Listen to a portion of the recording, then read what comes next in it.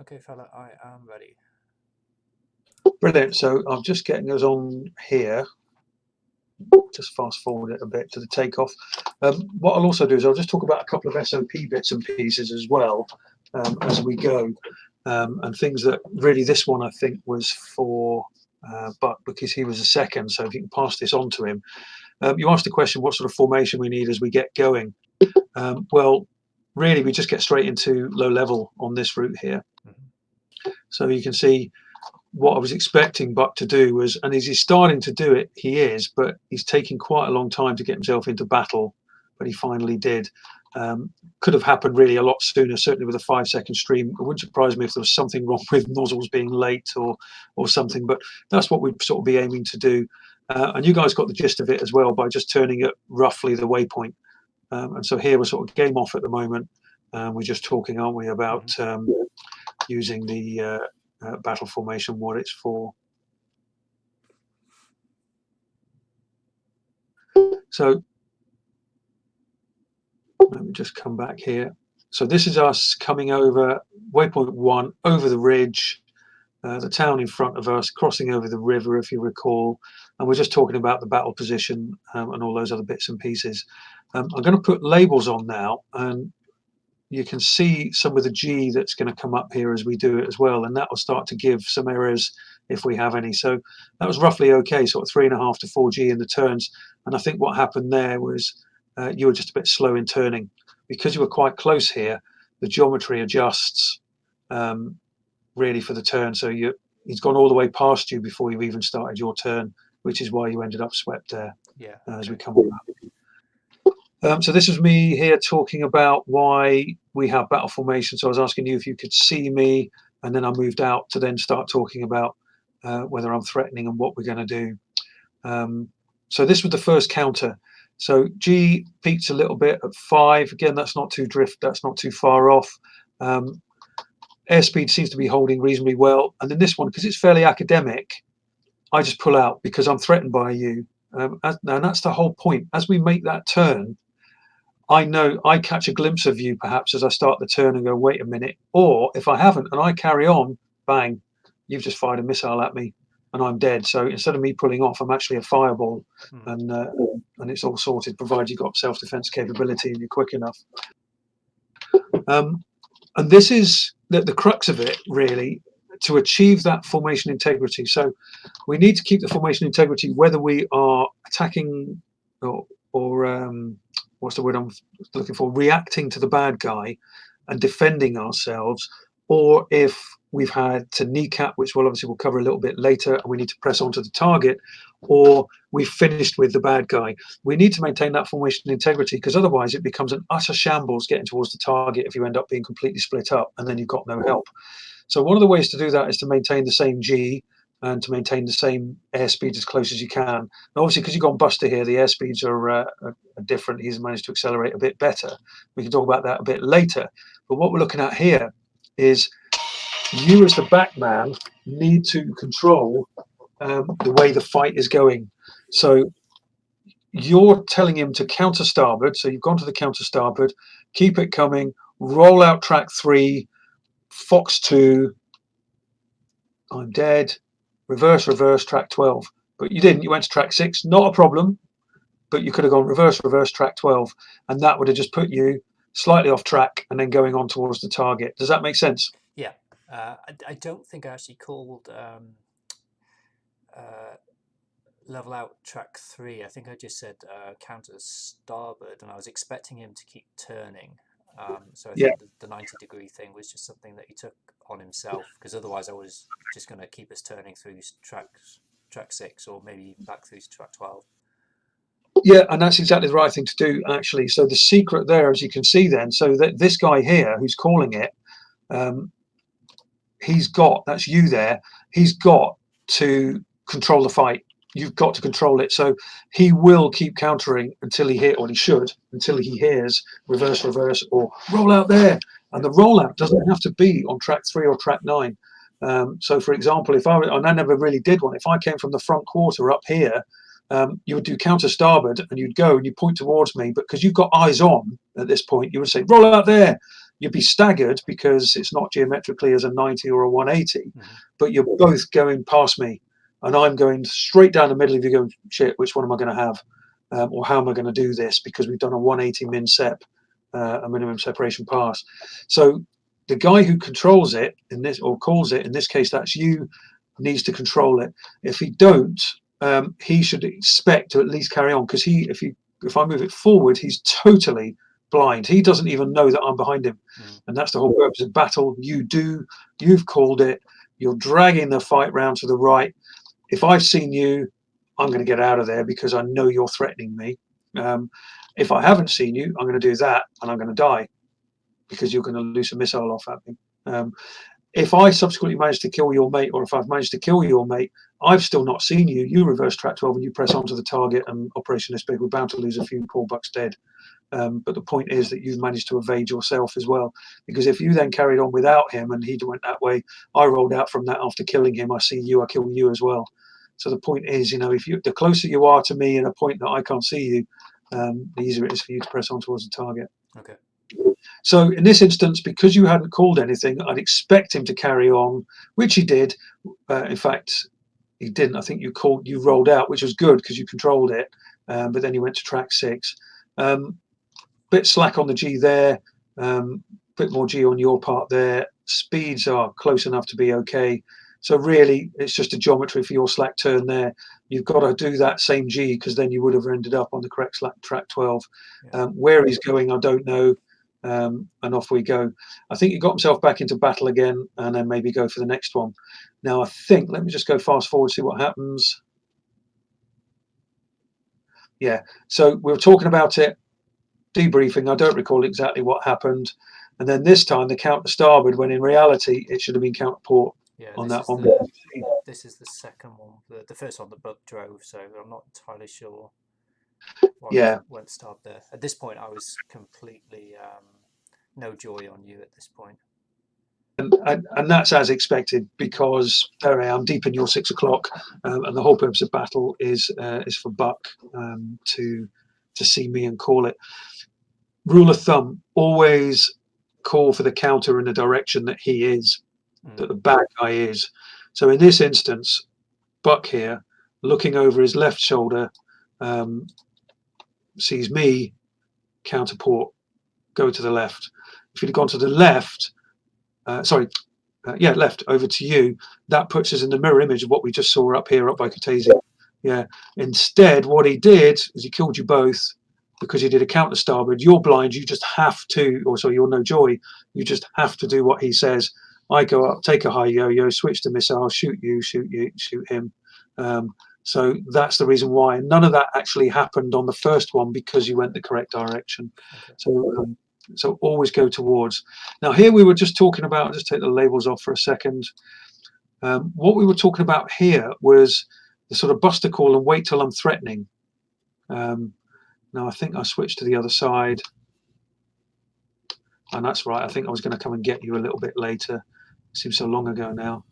That's right, no, I was going to let you go towards the waypoint and then work on it afterwards. Keep on going, let you get your battle sorted. That's right, because we lost battle here. Let's just analyse why that is. So you're reasonably good here, slightly out of the turn. So Buck really should have been catching up with you. He should have been formating. What's he got? 403. You got 398. No excuse. Yeah. Your speed's running away. Yeah. You're 500 knots. Did we buster at this point? I'm not sure, because we might have done. I think we might have busted. That's right. I think we busted, but we knocked this one off, or we terminated this one because you'd lost integrity, which meant we wouldn't have got the evasion. What's the word I'm looking for? The parallel manoeuvring, the manoeuvring together. We wouldn't have got that because you were out of position. So you're absolutely right. We busted, or you busted, but you lost integrity. So I think you must have been a bit slow on going into it. And then here's a learning point, just for formation leading and what have you.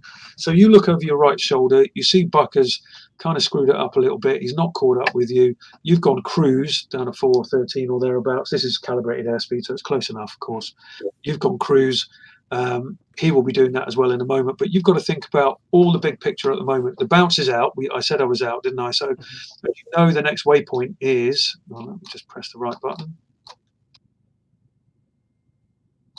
you know the next waypoint is over that direction off to the left. So it came up as my idea, but the sort of thing you should be thinking of is as we go on, just do an in-place turn, because you're almost in trail. You're close enough to being in trail here. So trail to in place puts you in battle. Yeah. Battle to in place puts you in trail. It's not even an acronym or anything you need to remember. It's just geometry. It's just what happens. So it's another tool in your tool bag to grab hold of a formation and make it be in the shape that you want it to be for the things that you want to do. Okay. As we know. So yeah, we terminated that one and off we went. And I think down here we decided we were going to go towards Longback Hill up here and make that our track 12, and which is what we did afterwards. So we've got labels off on. We got me in the 6 o'clock. So again, textbook. Nice turn. I don't know where Buck is going there. I'm thinking he's getting confused with his track 12, track 6. He's just hearing the word track or something, because you're clearly going onwards to track 6. He rolled out and then came back. But bear in mind what would happen on the first one. If he'd have not rolled out there, you would have been in that position. I would have been sandwiched between the two of you. He would have taken the shot. I would have died.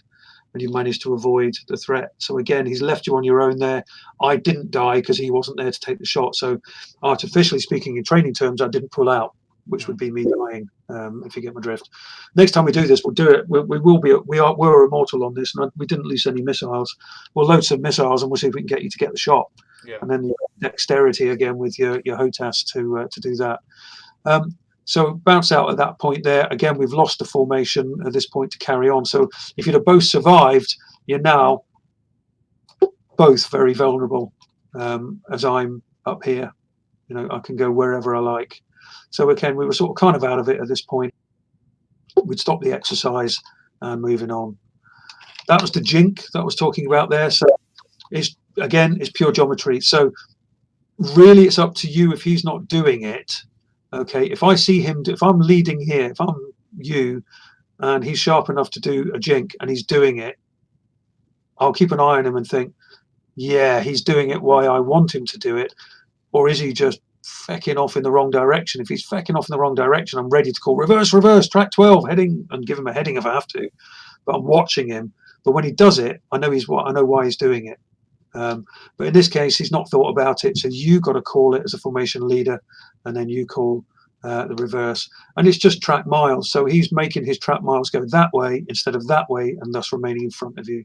So again, that's a standard sort of battle thing to get back in. And then you gently close up to get your proper spacing again. I think we did a couple more this way before we did any more. That's right, over Longback Hill there. And there you go. I think this one's starting to look a bit more textbook. Mm-hmm. Yeah, bounce out because I'm threatened. I caught a glimpse of him. I'm out of there. You're coming for me. Or even if I'm not, even if I'm just doing a high yo-yo, you've disappeared underneath me. And if you just keep on turning, don't roll out. Keep on turning, because then you'd both be here out the way. Yeah. And if you both still feel threatened, you do another one, and another one, and another one, and just in quick sequence. So again, I can now just at my leisure, because I'm not threatened by him at all. At my leisure, I could take either of the two of you, because if you then just did a counter, it becomes like 2v1 at low level, at ground level, which doesn't end well. Obviously, we know first contact with the enemy never survives, or the plan never survives, and it will just turn into a furball sometimes. When it does that, you then got to think about getting the formation back together. But at the moment, all I'm doing is trying to give you the building blocks such that the formation doesn't fall apart, but you can still threaten a bad guy. Later, when it becomes a bit more freeform, at least you've got this to start with, and then you've got the rebuild of the formation afterwards to work on. Okay. So lots of same exercises here. So this is me trying to come in from the formation sort of 9 o'clock position, and again a counter towards. I could hear you lock me up at this point. I think that's why I started chaffing. Yeah, nice one. And so as you would, you do everything you needed to counter towards, and then you're great formation integrity. Now I'm still a threat to you here. In reality, I think we would have terminated that one for that exercise, but in reality, you would just do another one, or even throw in a rotate, which I think we did. Here we go. So we took time out to talk about it before we did it. But in reality, mate, what would happen? You would do this. I'm threatened, so I'm out, or I've even high yo-yoed. I've lost all my energy and airspeed. I'm coming back around the corner. This is all assuming I can't get my fingers on my HOTAS quick enough to get a missile off on you. I'm now ready to do it. This is when you would do the road. About here is when you would either counter port again, or now I've got to the middle, throw that rotate in. Yeah. We talked about it. That's why we've tracked this way for a while. And you can see the rotate. What we've got there is I've got jets flashing around all in front of me. I don't know where you're going, don't know where he's going. I'm getting out of there, and I've still not got a shot. And again, I think the G must have wandered on this rotate here. Yeah, if you can get those labels back up, that'll be helpful. So the G's, I'm closing quite rapidly, obviously, on you. You've got 5G there, 6G there. So that's a nice tight turn, and that's why you've turned inside and you're in front of him. So you've eased off to the 4, he's eased off to 3. Some of it is because of the airspeed, and some of the reason the airspeed is so low is because you've yanked the stick back, and it's whoosh, it's washed off. And you know what the Harrier is like. You do not have that energy or you do not have the thrust excess to get it back. So that's what's put you out of position here. So any further counters, they'll be messy, but they'll probably achieve the aim, but they'll be messy as we do it. So again, a few terminates of the engagements to get it back. I can't believe we did so many. There we go, another textbook one. I'm threatened, and I'm out of there. And again, for training, I'll honour that. I'll pull out. I'll go out the way just to ensure the training goes. And I think we decided, right, now let's go and get ready to go do the route. So here, what we're talking about, I'm trying to simulate that I'm way out here somewhere, even further, 20 miles away, and I'm searching for you on a cap, and I've got something, and I've got a single target track on you. So ignore me here.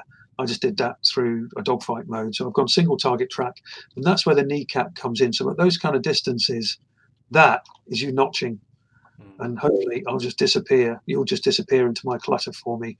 And then, so ignore me, and then you're going to reverse onto track 12. So your mission objective to progress onto track 12 is still achieved, and formation integrity is achieved, and that's outstanding. There you are, all in formation and sorted as you go. So this was me talking about one more evasion, I think. So I go down, and we've not seen this one yet. So I think we did a buster, tally, right, 3 o'clock high, count starboard go. I passed the first one. I cannot turn after you because you're threatening me here. And in reality, in the fog of war, I don't know what you are and what you've got, how light you are, how many all aspect missiles you've got. I ain't going to risk my sorry ass looking for him, hoping that you can't get me. I'm not going to do that. It's a ballsy move. So I've got to do a minsep on both of you. Now, if I then think, right, now I'm going to get you. I've seen what you are, what's going on. I've reversed. This is where it fell apart. You went, or you've gone for track 6. He obviously didn't do it, or the call wasn't there. Either way, you've instantly lost that formation integrity. Because imagine if you had gone for the track 12 with Buck, you've just put yourself back to the start position, and we can do that ad infinitum. Yeah. Are you with me? Yeah. Because unless I can get really close aboard on you, and I'll probably be inside min range on a missile then. Okay. So formation fell down a little bit there, but you get the idea. If you'd have kept the formation, you've got all those options. If ideally, what you did there, I think, was a good thing. In essence, you could have done either, or you could have extended a long way that way. But again, with a good radar fighter, I'll just go and pick you up and trail in the distance. So it's like you want to get into some kind of knife fight in a telephone box without actually fighting, if that makes sense. Because you're not fighting me here. You're evading me. You're stopping me getting a solution on you. So going on to track 6. If Buck had done track 6 as well, so I forget why that didn't happen, what the control was, whether there's a confusion or keep going, roll out track 6 or track 12 and you went the long way round. Let's imagine that we did go track 6 back this way and Buck is in battle with you coming down this way. I'm already heading the wrong way. You're heading this way. I'm looking out the window and go, where'd he go? What's going on? Where are they? I can only see one of them. Shit, where's the other? I passed 2 of them. All those factors will be in my mind in a real engagement. As we do it. and it's the formation integrity that protects you, because I know there's two of you there. That integrity's protected you. So we did a bit of talking, a bit of chatting. I'm disappearing over the top. Sent you guys off to start the route. Not much more. Any points to add for what we've done so far, mate? No, makes sense. I think the things that I'm taking away from this are standardized. This is something I was talking to EXO Desig, or one of my EXO Desigs I'm interviewing at the moment, about in terms of standardization and just ways that we as a unit can start kind of standardizing certain things. And it's like 4G turns should be bread and butter. What can we do as a unit to kind of exercise those skills and maintain them? And then the other element is just verbology for me. I think just getting the just getting it so the terminology is always on the tip of my tongue, so I can just keep things moving without having to think. Yeah, and some of what I've deliberately tried to do here, mate, is not use some of the phraseology we used to use on a canned exercise. So this would have been totally canned when I used to instruct this at Valley, and so when I came out, when the backman is coming on to, when you've done it, the classic counter starboard, and I'm sandwiched in the middle, the call that we would make as the backman would be threatening, was like, I fired a missile at you, mate, and that's me to go, right, I'm out of here. So it simulates one or two things. No, I'm either dead because you got me, or I've realised you're there and I'm out of there because I'm now threatened. I've not been making those calls because when we go against each other, or we go against some other unit somewhere on a public server, no one knows what the fuck that means. It doesn't matter. If he doesn't feel threatened, then he gets shot down. So I'm deliberately trying to stay away from a lot of the canned stuff. But you can throw some of those things in on your phraseology, because going forward, you guys can get airborne in 3 Harriers and bounce each other.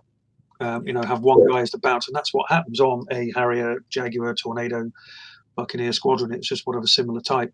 The only time you get a dissimilar type is when you specifically arrange it as part of an exercise, and you don't get prolonged bounce training. What happens is what we did the other night, where I've got my task, low level cap, you guys have got your task, hit the target. I get a sniff of you, I loose a missile, have a couple of goes at you, and I'm out of there because I've got other threats and other things. This is dedicated training for this pair that you guys are in, so you can go on and do that onwards. One of the things I would suggest, potentially explore the avenue of on ingress when you're heavyweight, bringing it down to 3G as your standard turns. Again, you need to sort of experiment and look at that, because 4G is what I've pushed throughout the training, and that's because all the other aircraft types can do that, and it's what we used to do on the Hawk. And it's easy to measure, because in real life it's when your G suit starts inflating, when you feel that happening, so you're at the G without even looking at the meter. And also muscle memory, you get used to what pool gives you what G. But consider practicing. So when you work up with your guys, consider practicing getting onto 3G and seeing how that works. It might make the counters not work so well because you're a bit slacker, but if it keeps the formation together, that might negate that issue. Just throw that in there as a heads up. So my game plan here, what I was going to do, the route as we know, let me just try and zoom in a bit. So yeah, you're coming down the route. You're going to step across there, go along there, go along there, go along there, aren't you, as far as the route is. So my plan was to disappear off into the ether and set up a little, not a cap, but just a quick orbit, so I can then pick you up as you come over the ridge line on radar, and hopefully get you to do some kind of anti-radar threat, a kneecap of some sort. And I think that kind of happened, didn't it? So I'll throw in an orbit. You're progressing quicker than I was hoping to be, nose on by the time, just as you peaked the hill. I was a bit late there. Locked you up on radar. There was a bit of chit chat, and I think you busted. And I don't know if you recall if this. I don't think this was a kneecap. Straight into a counter, wasn't it? So I did lock you up. So I think we didn't get a racket at any point during that. I noticed you. I got visual with you. We busted. And then you got in close, and then I thought the easiest thing to do would just be to counterport, go head on, and then see if we could scare you off. Which probably in hindsight wasn't a great idea.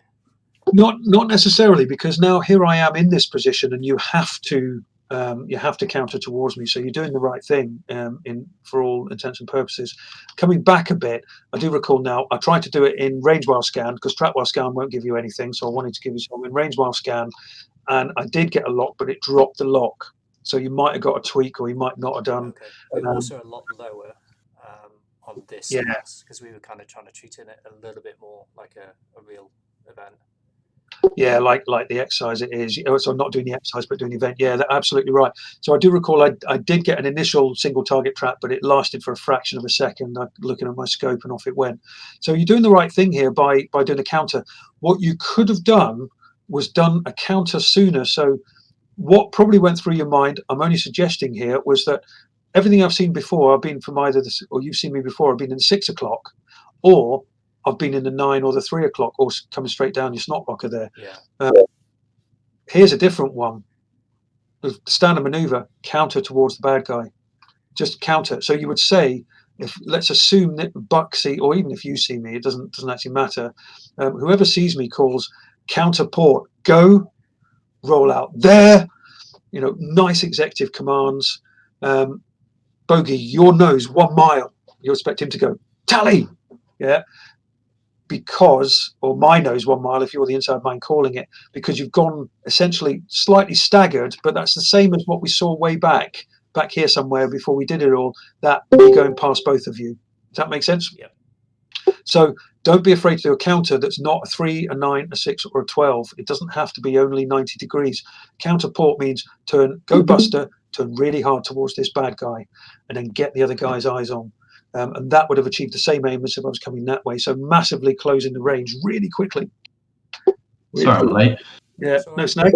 We're just pressing on, and we're recording, I think. Is that right? Andrew, still going? Yeah, I'm recording this. Once we're done, I'll stick it up on YouTube and send you a link, mate. Oh, sweet.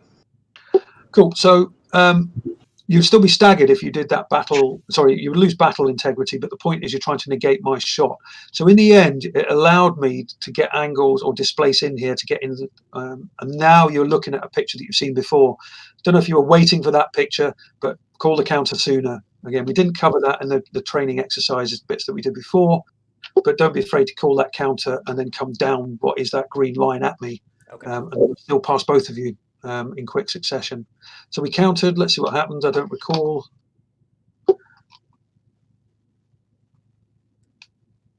Reverse. So one of you went there before me. So no. So I don't know what's happening on the control there, what the call was. So wait till I've gone past you. So you should have both gone past me in stream. And another thing that this man here can do, that Buck can do, is pass me now.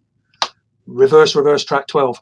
Remember, it's the person that sees the bad guy controls the fight. So to get that reversal, you've reversed far too early there. Again, formation integrity gone. So when I come back in, I've got my pick of whichever one I want of you.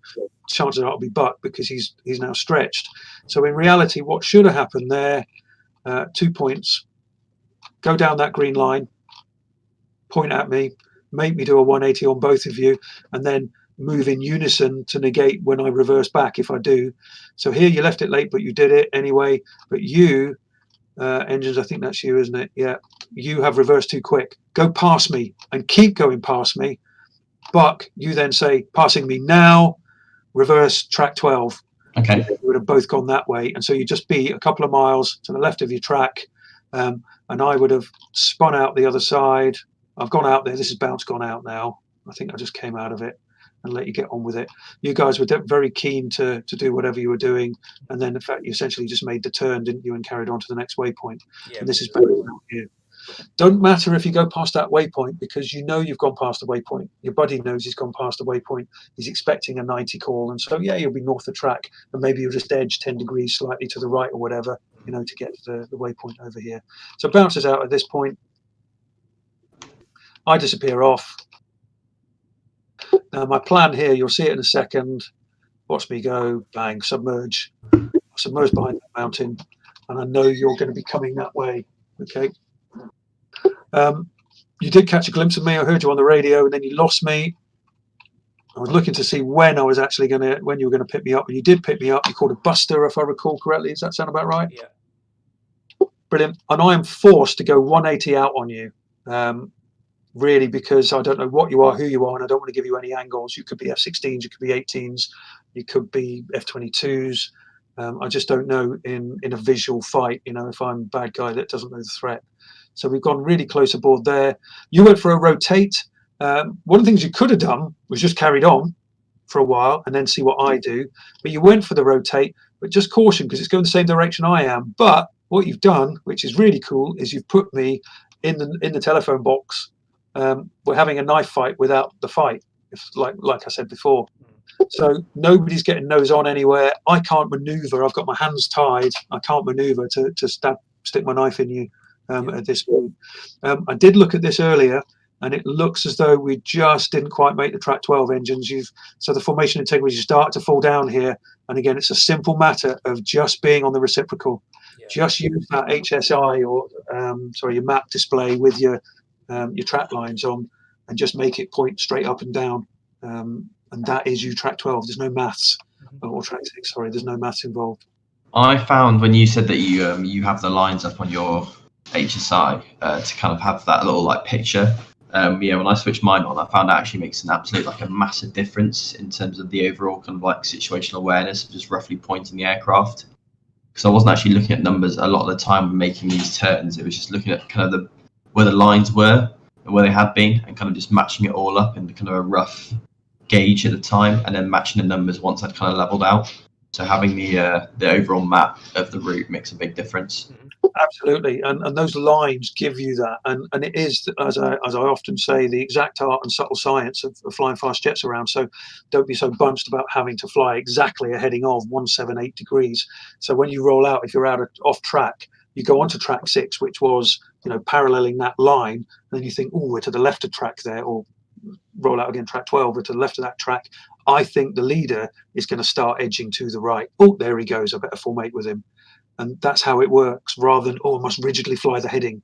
So you just use it to give you that situation awareness boost, which is quite important, which I think there would have helped you engines just to get that track 6. Yeah, I do fly with the lines on. I don't know why. I just overbanked through that. Yeah, I think some of it as well is just, I want to say muscle memory, but it's not. It's your brain, isn't it? It's just getting your workflow is probably the word to use. And keep it really simple. Look for the simplest indicator you've got of where you need to be going. For example, back in the day on the Hawk T1, when we were running into a target, you would dial up your course deviation bar as what the target track is, or target heading, target track, target direction, which meant that if you had to do a re-attack or reposition to get back to the IP, you just did it in a series of 90s. You just swung that bar around 90 degrees every time. No headings. Nobody looks at headings. Nobody cares. You just move that bar till it's directly across the ship, then move it till it's directly facing the other direction. And this is the same thing. Yeah. And without you having to dial it up each time you get to a target or what have you. It was just one of the things. It wasn't an SOP. It's just a thing that used to get passed down as folklore, part of using the force, really. So let's see what happens here. So we did that rotate, which did put us in a telephone box, but I still can't get a shot on you. You're slightly off in formation there, of course. And then we did some kind of split thing. That means Buck's dead. I'm not even threatened by you. You can't even get a missile on me. That just wouldn't work. So in reality, the lesson learned there is if you were flying here, I might have positioned myself behind you, nicely maneuverable in there, and then Buck calling a counter port, you would be here. Yeah. I'm saddled in behind you, and we've got me in a Harrier sandwich again. And bang, I'm a fireball. But the moment we lost that formation integrity, I can go, you're out the game. Don't care. Sorry, you're out the game. Don't care about you. I'm going after Buck. He's dead. And then I go after you. You're dead. Mission fail. So it sounds trivial about the formation integrity, but we're using it not just to try and get formation back together and progress towards the target, but we're using it as a defensive aid. Because this is evasion. This is not, like I say, DCS players running around like first-person shooter players with a knife trying to kill as many people as they can and get the biggest score. It's mission task objective is what we're trying to achieve. Okay.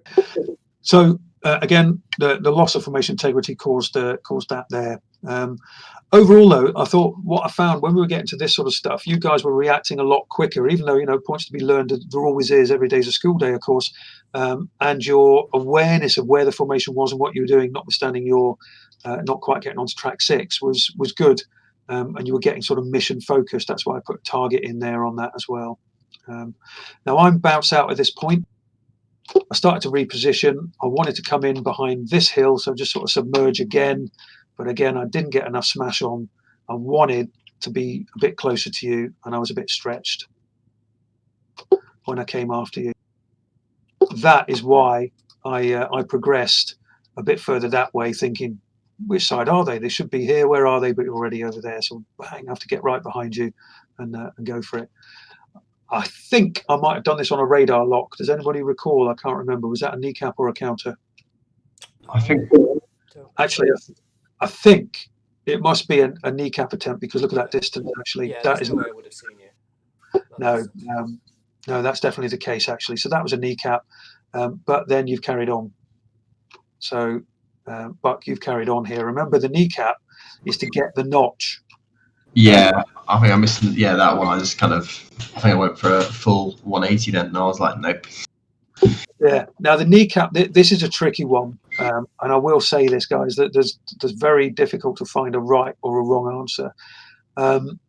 What you've got here is trying to achieve a notch on a radar lock, but it's only at 5 miles away, and I'm so close. I'm going to be getting visual soon anyway. And you're out of formation position, out of certain battle position, but you still got integrity of the formation because you're moving in unison at this point until Buck goes that way. The kneecap really is designed for me being a long, long way away here, and generally a threat that's coming up, upstream, not from back there. In reality, this, I suppose, kneecap counter, it's more or less the same thing. So you need to get your head out the cockpit and see what's coming. Maybe that's what happened here, Buck. I don't know. But if it was, you needed to call it. Yeah. You've left Engines now out on his own. So then say, tally 1 right, 2 o'clock, or my right 2 o'clock, 2 miles or whatever, because you'll always just throw a number out that won't be the right number, but you'll say something to get our eyes out.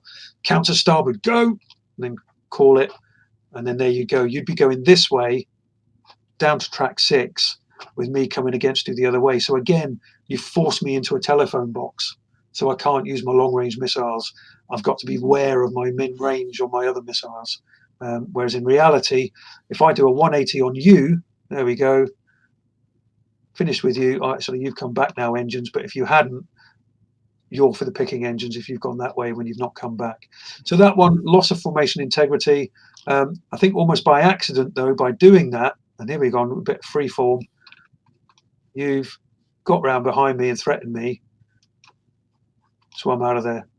And look at that, you got formation back brilliantly. So do you know what I'm going to say on that one? I'm going to say A+ for innovation. So what's happened? Science, right?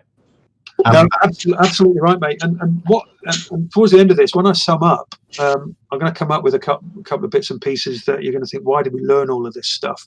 But this is a precursor to it, because what we've got here is that little bit of freeform where clearly your situation awareness is, even though you kind of lost control of the formation, and I will say that, but your situation awareness of what's going on when we did these 180s here and here, me out, and then you guys reversing and getting formation together. You work together as a team to achieve that. And in the freeform section here, I never got a valid shot. Now, granted, most of this time I didn't bother pulling up the radar and putting a missile on you, and if I did, I didn't loose it off, really because of the training. But you made my life really difficult at that point, which is the aim. You want me to go off and find someone that's easier to kill. Or someone that I think, oh, he's gonna sting me. I don't like this. He's got missiles and stuff, and he's fighting back. No, I'm out of here. And I think at this point we just sort of terminated it there, didn't we? Because we were going to go through the target. Yeah. So just for. Well, this is it. I was getting a verbal target brief on the way to the IP. Yeah, exactly. And Edges, I don't think you did the A4 workup, did you? So this is no, it's all before my time. Yeah, this is all the standard sort of route that we do. So the consideration here, and you can start thinking about that, put that in your sort of standardization chat when you do get yourselves together and get working up, is where your number 2 is going to be before the target, how you're going to get them in the right place, what he's going to do down the target run, what you're going to do off target. Because generally speaking, guys will concentrate really hard. Because over the last couple of years, we've been working on these battle turns and a lovely route and everything like that. and they just see it as another series of battle turns after the target. But in reality, the target is another exercise. There's other things that need to be done, and you get there and you go, shit, what do I do now? So that needs to be covered and briefed and planned. You need to think about that as formation leaders. But yeah, you took it all in for the brief. I just hung on your wing here because you are now working as number 2, even though you're still Vixen 1 because you're not familiar with what's happening. And again, I'm just staying out of the way. I'm not being your bounce. And this is the basic sort of thing that we would do. It's not tactically sound. Purely because when you roll out, you're now flying exactly the same ground track. And one of the things you want to do on a heavily defended target is saturate the air defenses. A 4-ship doing a visual attack would have someone coming from here, someone coming from here, someone from there, with a couple of second spacing. So the bad guys don't know where to look. You know, their monkey is uncaged, as we say in the airline world. And off they go. Which one do I aim at first? Shit, he's too fast. Go for this one. There's another one. And you hope you make it all through. In this instance, what we've done here is an academic exercise, guys. Really, it's just what we used to do as a basic sort of target run when guys were learning tactical navigation at attack weapons unit, just so that they're thinking about formation and the techniques. But it also gives you one last chance to check the leader's 6 o'clock that he's not going to get shot down by a bad guy cruising in behind him and through the target. Now, in this instance, the sort of brief here, again, not ideal and tactically sound. It all depends on the scenario. But with 2 or the second man through calling off, the brief was an in-place turn and bang, straight into battle and offwards into low level. The tricky part about going plan form in front of a target and pulling up is that they've instantly got, he's turning, I'll lead him, and he's still quite close to me. Yeah. So you need to be aware of that. In reality, mate, when people are actually shooting at you, you will run through that target as low as you physically dare and run as fast and low as you can for as long as you can before going and then go back into looking for information. This is the first time I've done any sort of ingress and egress in that particular manner. Normally we think very carefully about the offsets for ingress and egress, and normally, you know, if we offset one guy going in, the other guy gets offset going out, that's it, you're back on track then. And there's no turning and fucking about immediately adjacent to the target area. Exactly right. And so you guys are working on that already. So this is purely a very basic academic exercise just to include a target. It's not tactically sound, but it's an exercise. It's a thing just for us to go and attack the target. And so you're doing more sort of frontliney stuff. Now, obviously, Buck just needs to work on his weapon aiming there because we've got 2 big splashes. Interestingly, that's a long way up. Yeah. You wouldn't have seen it, but when I was coming in behind you, your bombs actually went into the lake and caused this almighty splash that completely obscured everything. And I was like, just waiting for that water to go so I could get the pipper on the target. And thankfully, the splash just went down at the last second, and I could get my bomb on that BTR. I take that as I was just being really caring, and I was just trying to give you a visual barrier so no one can shoot you. I was like, you can't see him. Put it in water in the way. You're an ostrich. You can't see me, therefore I can. I can't see you. You can't see me. I think by looks of it, I might have accidentally selected the high drag instead of the low drag there or something. On this kind of attack, this is low level, mate. If that had been low drag, you would have blown yourself up. The whole point of high drag is that the bomb is retarded. So that's high drag. Low drag, it falls with you, losing a little bit of airspeed. So they're working at high drag there. They've slowed down because otherwise they're here when they go off and you're dead. You wouldn't have been because we're immortal in this. So that's the principle. Low level attacks. And again, you see a lot of stuff on YouTube videos from DCS, and I don't know how American squadrons do it and what they consider low level, but our bread and butter, I don't know if they train it so much nowadays, but the bread and butter really for a low level lay down attack, which is what this is, maybe a slight dive. Let's have a wee look at you. No, I think it was straight on flat pretty much, so it would be, So that's lay down. It's called lay down. Okay. You're quite high. A bit high for me. I'd feel very vulnerable and exposed there on lay down, but you need that potentially to acquire the target. So by being low level, you... We've lost you, Danger. Got no comment. Yep, sorry. I'm here again. Have you got me? Yeah, we'll go. Yep.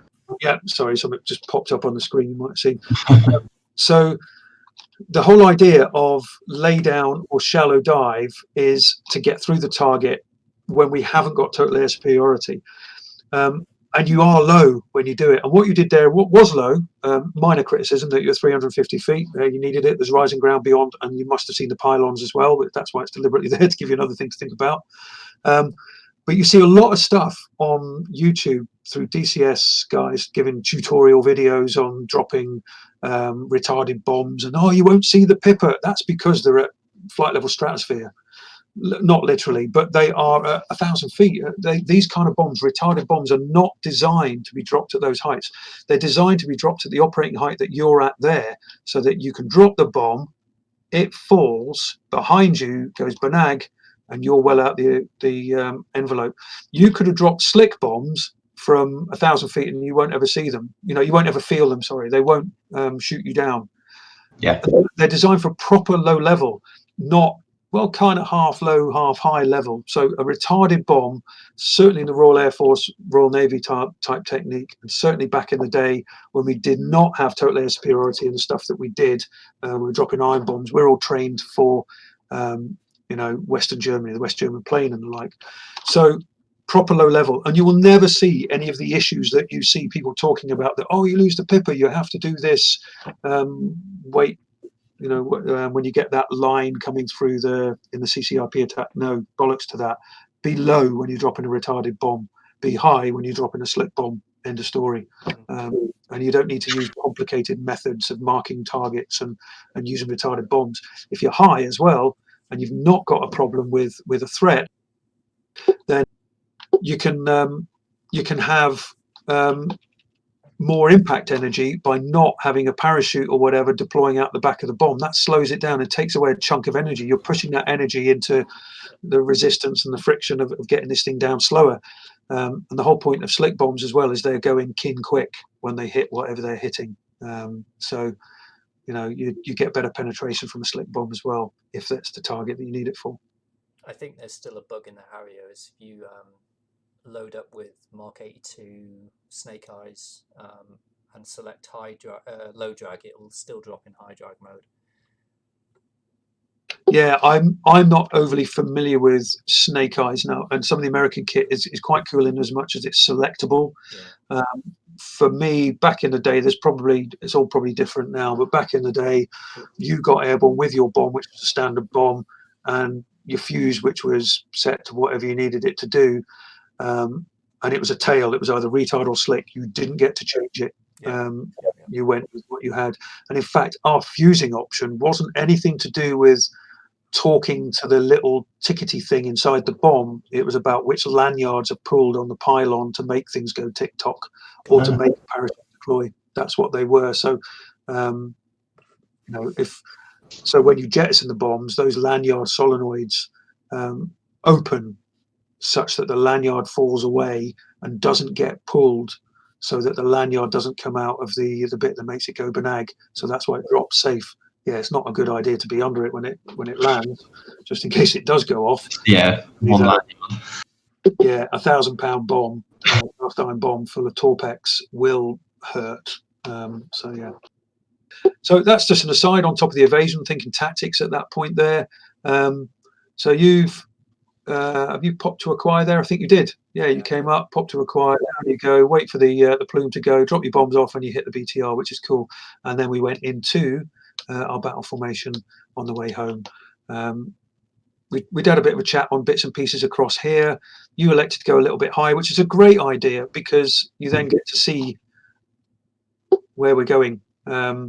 So we can't see it here, but our little square lake is what I look for. We got Poti up here somewhere, which is where the range is. The lake's not marked, but our little square lake at the end of the downwind leg is the big gotcha, or the big view as to where home is. Coming back to then Arrow, question from you on the way in, Buck, do you recall it? Can't remember the question, but yeah, there definitely was one. It was something. The question was basically about Arrow. How do we come back? Now, what I'm going to establish with the guys on the F-16 is, unless briefed, and then it needs a specific brief, we will come back at some salient point, make the formation Arrow, because what it means, and just come into Arrow, I shouldn't have to say it, and the guys will just do it because that will be an SOP. What it means is that engines here can maneuver fairly aggressively. I'm not going to say massively aggressively, but he can be fairly aggressive in his manoeuvring, and we can cling on. The moment you get me into echelon or close formation, you have to be as gentle as a gentle thing on a gentle day with sensitive skin. Yeah, I mean, I was trying to keep it relatively smooth. and it was in the final stages. So at this point, you can just manoeuvre. So when you're ready to turn in, we'll see that in a second. Here you go. You just do it. You don't have to worry about us. We will hang on. We will be there because it's Arrow. So we've obviously been in battle way back. We're now in Arrow, and we will be there as the time comes. So what I would say for you here, though, Buck, you know that at the end of this term, we're going to be rolling out onto initials. Mm. Your question in Arrow was, so I can move from left to right, I could just switch to the other side. And the answer to that's yes. The whole idea of Arrow is that your 75 degrees swept is your base position. Obviously, it varies and you're moving around in turns and stuff at about 75 meters or 75 yards, whatever. It's the same thing, really, isn't it? So that's your position. But you've got that 75 angle plus that arc, 75 angle, that is your space. I will not go in it. You can go which side you want, and so can I. You can change wherever you want to be. And number 4, generally, he will be back here on the inside of me. I will generally choose the opposite side to you. And number 4, if we had one, would be here. And he would be that side. And he would just be clinging to me, and I'm clinging to you whilst keeping an eye on one. Okay? So that's how that would work. And so you could have swung across quite easily, because then it's just taking lead in the turn, and you would have caught up. And as it is, I'm having to power off here because you haven't done it. Yeah. And then you didn't. And so you're very late in getting onto the inside for the arrival. And you're also quite a long way back. And it sounds like I'm having a bash at you here. I'm not, mate. No, that's fine. Yeah, I know my formation is definitely my weakest element. So I think in the turn, I think I had the rough idea I knew I was meant to slide over, but I think I just lost him in the turn. So I was like, right, I need to. Yeah, and one of the secrets of fast jet piloting is not what people think in DCS about being best on the targeting pod, because anyone can do that with a bit of practice. It's the other stuff. The targeting pod and all your weapon things and someone being really great at 1v1 means nothing when they can't take off in cloud, can't formate in cloud, can't do an instrument approach, which is why you don't get to touch this heavy metal until 2 years into your 2 years into your apprenticeship in whichever air force you join. And so these fundamentals, that's what's missing from you guys, obviously, because you've not done it, and that's not a problem. It's just we work on it while we're here, because you've not got it. So yeah, move on a bit closer, a bit sooner, and also kind of an unspoken, unwritten thing that Arrow becomes a lot closer when you're getting close to the airfield. Even if you're doing an Arrow break, then Arrow would have you still quite close, a lot closer than that. That would be like a good transit Arrow, yeah, for a transit somewhere, maybe a bit too tight in. But near the airfield, you want to be a lot closer. Makes it a lot sharper. So if we just take this to its conclusion here, I'm trying to formate on you, but you're sort of not getting there, and it's a bit pitchy, so I didn't, and my throttle's all over the place at the moment. And you only get there right at the end, and even then, let me just watch this. I just have to take my finger off transmit to do this. Make your position there vertically. You're way too high on him. Close formation is close formation. I'm not even in close formation on you. Okay. On you here, but that is closer to close formation than that is closer to echelon than you are to him on echelon. So you just need to have a think about that. And this goes back to what I was saying to you, Engines, about why don't mess around with throttle, don't do too much, not too much aggressive maneuvering, do all the aggressive maneuvering back there, back here, way back before initials, such that you're just steady, inbound, diving down towards whatever height you're going to break from, 500 feet. You can do a level 1 at 1,000. Whatever, or just if it's Friday afternoon, they're all stood outside the mess watching you do it from 100. Hopefully OC Ops won't give you a bollocking, all of that kind of stuff, but you don't touch your throttle. Yeah, it says in the flying order book we break at a particular speed. Well, that's kind of a guideline. I'm not saying go as fast as you can. What I'm saying is that if you wanted to break at 420, but you find yourself doing 360, doesn't matter. Do not mess around with your throttle, because he is looking only at you, not his ears high. And if you give another variable by moving your throttle around, he doesn't know where he's at. He doesn't know what's going on. Yeah. I'm trying to keep the approaches in the squadron as close to case 1 as possible, just so it's just second nature. And going back to that comment about standardizing, if our approaches are 800 feet with a 360 knot break, then yeah, that's what it is. But yeah, Yeah. I'll take as much advice as I can get on how we can Well, that's stand really good. Do that and aim for that. So you've gone for your 360 knot break at 800 feet. So you're going to 800 feet, and you find yourself at 320 knots. Don't push for 360. Is what I'm saying. So that's your guide. That's what you're going for. Yeah, we like accuracy, but in this time we just have to throw that little bit of accuracy out the way, because you being a good leader have got to think about your wingmen. If you think I'm at 320 knots here, I need 360, and you go bang, stick an armful of throttle on, we ain't staying with you. We can't. We just do not have reactions of a ninja Jedi, and you'll be gone. So you just accept it within a set of parameters. As we do it. And what I will say is, I did mention, it's a 1,000-foot circuit, you look quite low. Fair enough, you guys are going to do what you do as case one. That can get written into the airfield flying order book. So it would come as a caution to all the other pilots. They'd say, caution, Harriers fly 800-foot circuits. So we would know that we're going to fly 1,000-foot circuits. I'll need to know when I break in the circuit, you guys fly 800, and that's what happens. That's how it would be. As long as OC Ops was happy with that, which I'm sure he is, because I think that's me. So that's fine. Okay. So now we can stick with that if that's what you want to do. So yeah, for you, Buck, just work on that close formation. Because there's a bit of jiggly in it as well, which made it difficult for me, and I'm really sweating here. My throttle is a bit notchy at this point, because it is. And the final, on an airfield, generally speaking, you want to break a bit sooner than that engines. Okay. Just because it takes you a long way downwind, and you also went quite tight. Yeah, I tend to keep my circuits pretty tight. I don't know why I do that. I think part of me is thinking, if I'm lead and I keep it tight, that gives the guy behind me a bit more space and time, so he's not crammed up and right up my chuff.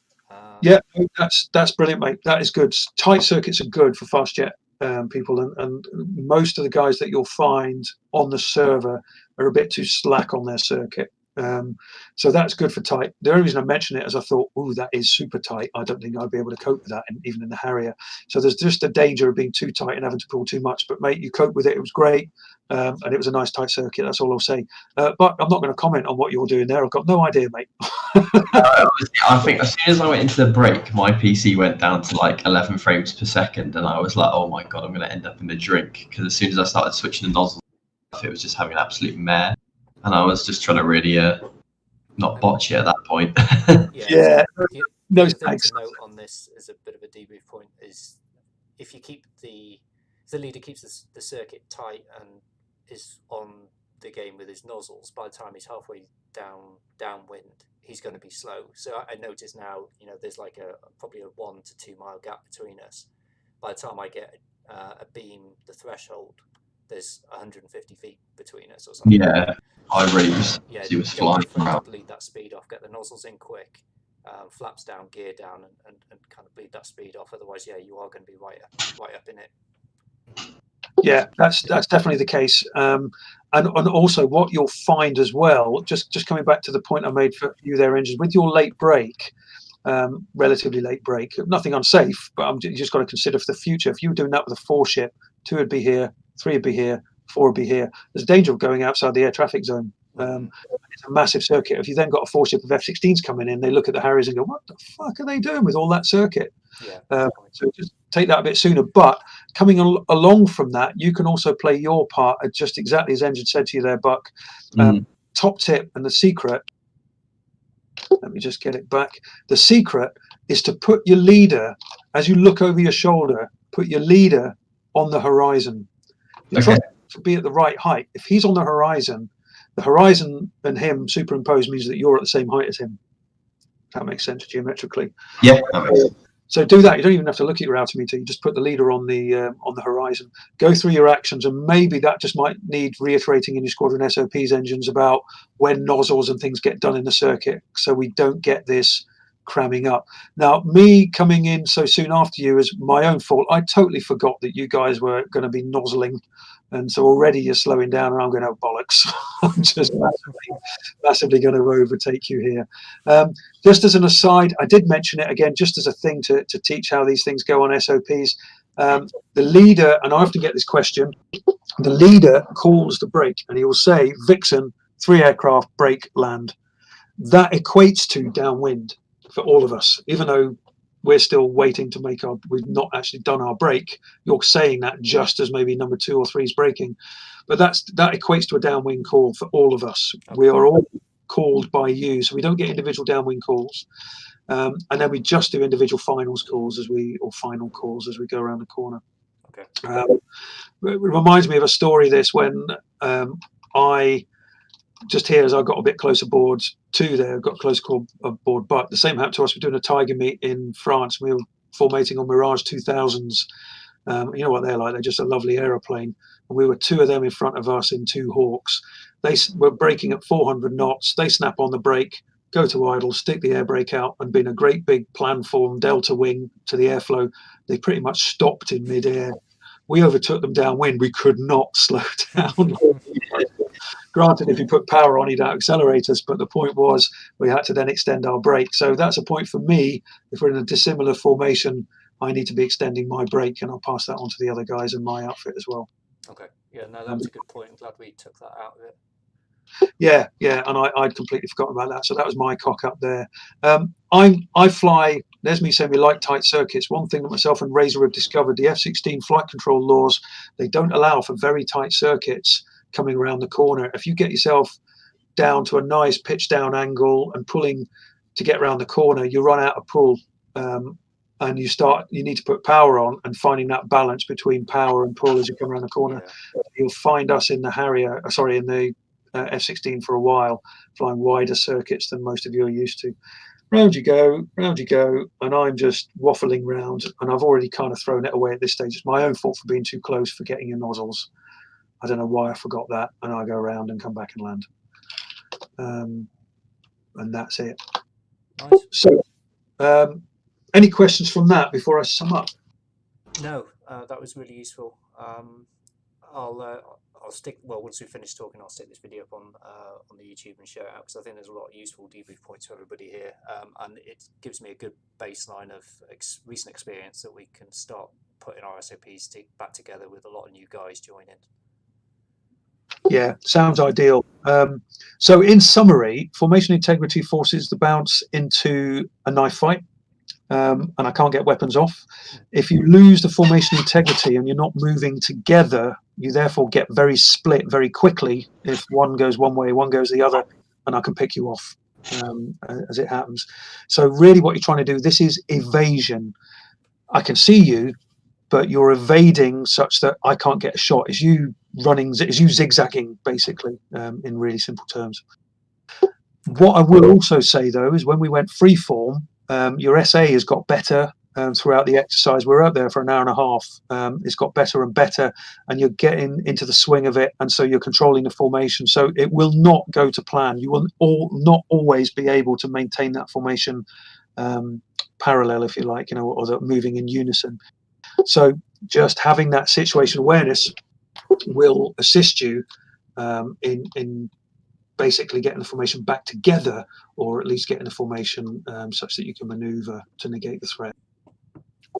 Other aspects that are worth considering, this is all based really on a visual fighter that stumbles across you.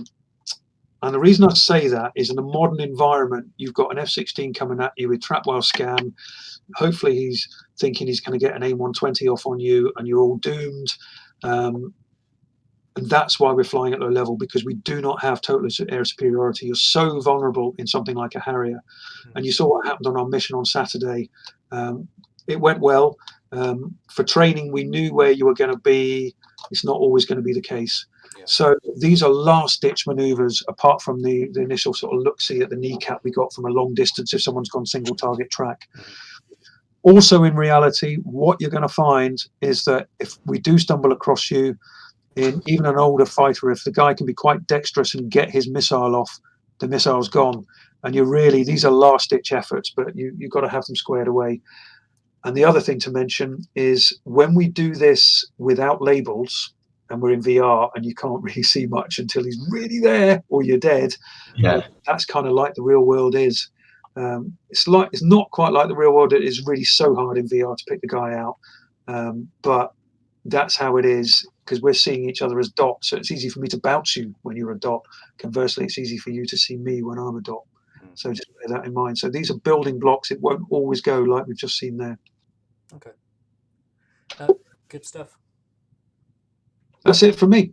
Yeah, that's good. You guys, really nicely flown. It was a real pleasure. I really enjoy doing that kind of stuff. Proper busman's holiday, but you know, that was good. No, absolutely, mate. Really enjoyed that. Thank you. Brilliant. I will close it all down, and maybe we'll pick it up another time and perhaps do it without labels. Just give me a shout. We can do something. Yeah. I practice on my radar work, so maybe we can do a couple of missions or something with you guys on the Harrier. Me and Razor to practice our missile handling and weapon handling to come and find you. Yeah, fantastic. Yeah, we can make That that. sounds good. Cool. Right. I'm signing out. I'll see you later. See you later, mate. See ya.